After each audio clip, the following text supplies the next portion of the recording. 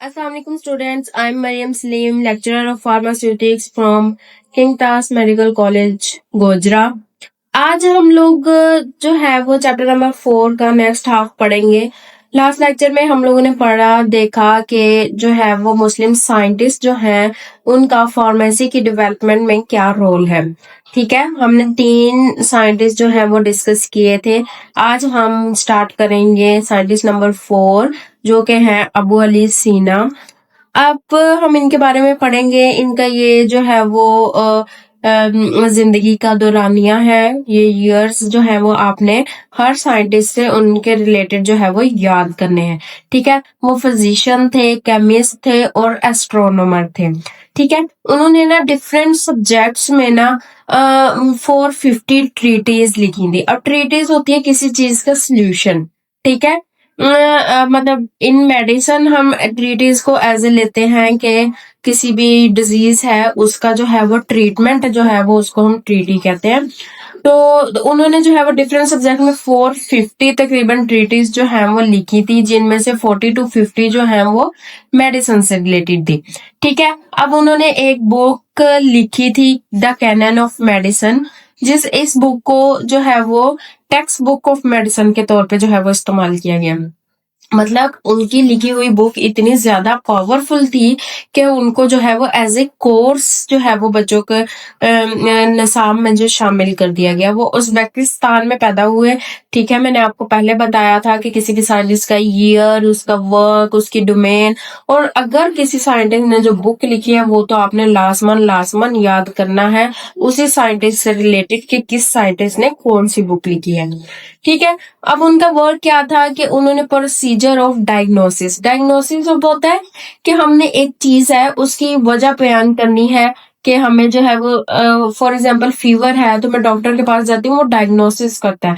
ठीक है, कि इसकी क्या वजूहात हैं, कौन सा फीवर है, कैसे उतरेगा, क्या मतलब इसकी नोयत क्या है इनके जो है वो डिजीज की। ठीक है, उसका जो प्रोसीजर है वो इन्होंने जो है वो सबसे पहले इंट्रोड्यूस करवाया। साइकेट्रिक डिजीजेस के बारे में सबसे पहले जो है वो इन्होंने इंफॉर्मेशन दी, जैसे कि डिप्रेशन आप सबको पता है, और इंसोम्निया मतलब जिसका जो है वो लैक ऑफ स्लीप, मतलब नींद नहीं आती। ठीक है, और उन्होंने सबसे पहले जो है वो डिस्क्राइब पैरालिसिस को डिस्क्राइब किया। पैरालिसिस हम क्या बोलते हैं, फालिज को, जिसमें बॉडी का कोई एक हिस्सा जो है वो वर्क करना बंद कर देता है, उसमें हरकत नहीं होती। ठीक है, उसको इन्होंने सबसे पहले डिस्क्राइब किया।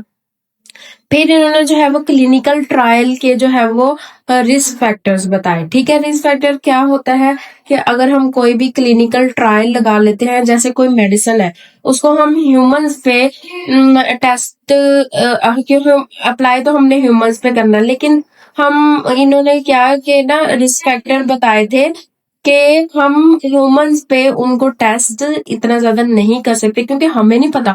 हम ट्राई कर रहे हैं, हम टेस्ट कर रहे हैं, हमें नहीं पता कि उसकी कोई साइड इफेक्ट हो सकते हैं या कोई और चीज हो सकती है। तो इसलिए जो है वो हमें किसी एनिमल पे या किसी छोटे जो है वो ऑर्गन सिस्टम वाले एनिमल पे जो है वो पहले उसे टेस्ट करना चाहिए। बेसिकली जो ह्यूमंस की मेडिसिन होती है वो ज्यादा माइस पे टेस्ट की जाती है, क्योंकि माइस का जो मेटाबॉलिज्म है और उनका जो सारे ऑर्गन सिस्टम्स हैं वो 90% तकरीबन जो है वो ह्यूमन से मिलते जुलते हैं, इसलिए टेस्टिंग जो है वो ज्यादातर माइस की की जाती है। इसके बाद इन्होंने बताया स्टीम डिस्टिलेशन के बारे में। डिस्टिलेशन एक ऐसा प्रोसेस है जिसकी मदद से हम लोग जो है वो सेपरेशन करते हैं। ठीक है ना, किसी भी चीज की सेपरेशन करते हैं, तो इन्होंने जो है वो स्टीम की मदद से, अगर हम डिस्टिलेशन किसी भी चीज की कहें तो उस प्रोसीजर को जो है वो सबसे पहले मेडिसिन की दुनिया में इंट्रोड्यूस करवाया। नेक्स्ट हम देखेंगे अल्बेरूनी के। ठीक है, इनके आप लोगों ने ये ईयर्स याद कर लेने हैं। वो ग्रेट फार्मासिस्ट थे, फिजिशियन थे और जियोलॉजिस्ट थे। ख्वारिज्म में वो पैदा हुए। उनका वर्क क्या था कि उन्होंने development and progress of pharmacy field में बहुत काम किया, और उन्होंने बुक लिखी अल सदाना फिते। ठीक है, ये उनकी बुक थी, ये सामने याद करना है। इसमें उन्होंने क्या किया, ये वाली जो बुक है इसमें उन्होंने 72 हर्बल ड्रग्स को जो है वो डिस्क्राइब किया। हर्बल ड्रग्स आपको पता है प्लांट सोर्स होता है, जिनका जड़ी बूटियों वाली जो है वो ड्रग्स जो है वो उन्होंने, और उनको जो है वो अल्फाबेटिकली अरेंज किया गया था। ठीक है, 720 हर्बल ड्रग्स थी और उनको अल्फाबेटिकली अरेंज किया गया था। और इसके बाद इन्होंने जो है वो बड़ी इंपॉर्टेंट बात पे जो है वो डिस्कवरी की कि एक्टिव कॉन्स्टिट्यूएंट ऑफ ड्रग। अब कोई भी हम ड्रग लेते हैं ना, जैसे मेडिसिन है एक, सपोज करें अब एक आपने टैबलेट ली, ठीक है ना। अब इस टैबलेट में सिर्फ जो है वो 25%, तो उसमें 25% या 15% ही जो है वो एक्टिव कॉन्स्टिट्यूएंट होता है जिसने उस डिजीज के अगेंस्ट या किसी ट्रीटमेंट में जो वर्क करना होता है। बाकी सारी जो मटेरियल होता है वो उसकी बाइंडिंग सही करने में, उसकी विस्कोसिटी सही करने में, या फिर उसको जो है वो एडिबल बनाने में, उसका टेस्ट चेंज करने में जो है वो मटेरियल हम ऐड करते हैं। ठीक है, आपको समझ आ गई होगी कि कोई भी ड्रग होती है उसमें जो है वो सारा का सारा एक्टिव इंग्रेडिएंट नहीं होता जिसने डिजीज के अगेंस्ट वर्क करना है, वो सिर्फ थोड़ा सा होता है, बाकी जो है वो उसमें अदर मटेरियल ऐड किया जाता है। सो इन्होंने जो है वो सबसे पहले एक्टिव कॉन्स्टिट्यूएंट ऑफ ड्रग्स के बारे में जो है वो डिस्कस किया था। नेक्स्ट हम देखेंगे जाबिर बिन हयान के बारे में। ठीक है, वो साइंटिस्ट थे, केमिस्ट थे, जियोलॉजिस्ट थे, ईरान में पैदा हुए। उन्होंने क्या किया था कि केमिस्ट्री, अब केमिस्ट्री क्या होती है कि एक्सपेरिमेंट्स के बारे में, एक्सपेरिमेंट। अब केमिस्ट्री के बारे में ना पहले सिर्फ थ्योरी पढ़ते थे, ठीक है, कि ये होगी, ये चीज को इधर मिक्स करेंगे, इन्होंने सबसे पहले जो है वो एक्सपेरिमेंट, कि हम ये पढ़ते तो हैं कि ये चीज मिक्स करने से ये बनता है, ये चीज मिक्स करने से बनता है, ये प्रोसीजर, तो हम इन्हें जो है वो अप्लाई क्यों नहीं करके देखते। ठीक है, फिर इन्होंने जो है वो एक्सपेरिमेंटेशन केमिस्ट्री में जो है वो डिस्कवर की थी, जिसकी वजह से इन्हें जो है वो ज्यादातर जाना जाता है। उनका वर्क क्या था कि उन्होंने invented practice sense of industrialisation. Industrialisation कोई भी चीज होती है तो उसकी प्रैक्टिस।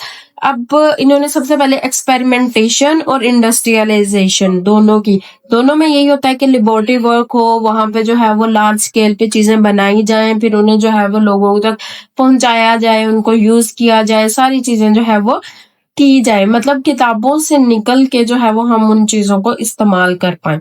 ठीक है, invented more than 20 laboratory equipments. फिर जो है वो उन्होंने लेबोरेटरी इक्विपमेंट्स जैसे बीकर्स, इस तरह की चीजें जो है वो केमिस्ट्री में जो जो यूज होती हैं, वो 20 से ज्यादा जो है वो इक्विपमेंट्स इन्होंने जो है वो इन्वेंट किए, बनाए, खुद बनाए।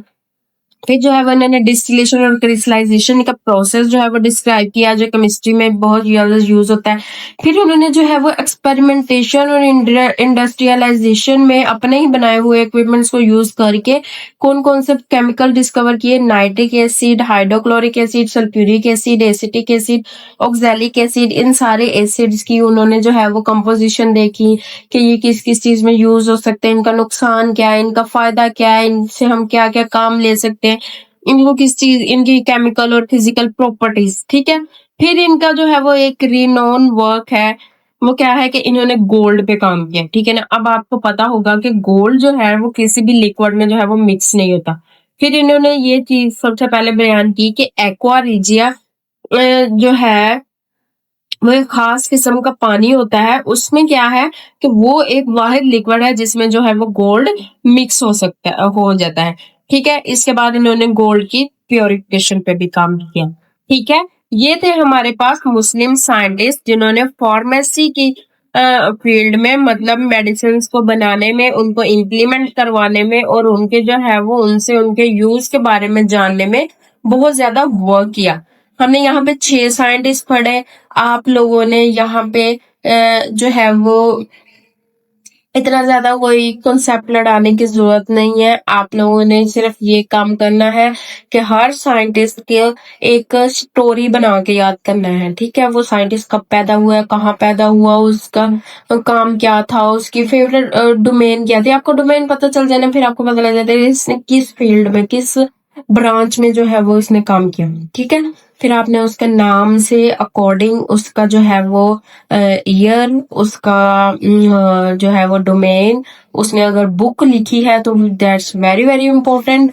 एमसीक्यूज की नजर में भी, एमसीक्यूज में भी आ सकता है, शॉर्ट क्वेश्चन भी आ सकता है कि फलां बुक जो है वो किसने लिखी। ठीक है, अगर किसी का ईयर साथ दिया हुआ है तो उसने फलां ईयर में कौन सा वक्त काम किया, ये सारी चीजें।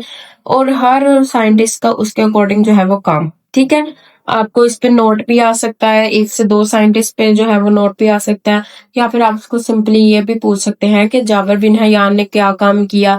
फिर आपको जो है वो इनके काम जो है वो आपस में मिक्स नहीं करने, इनको जो है वो एज इट इज याद करना है कि किस साइंटिस्ट ने क्या काम परफॉर्म किया। ठीक है, नेक्स्ट हाँ लेक्चर में हम लोग जो है वो अपना चैप्टर नंबर 5 स्टार्ट करेंगे इंशाल्लाह। अल्लाह हाफिज।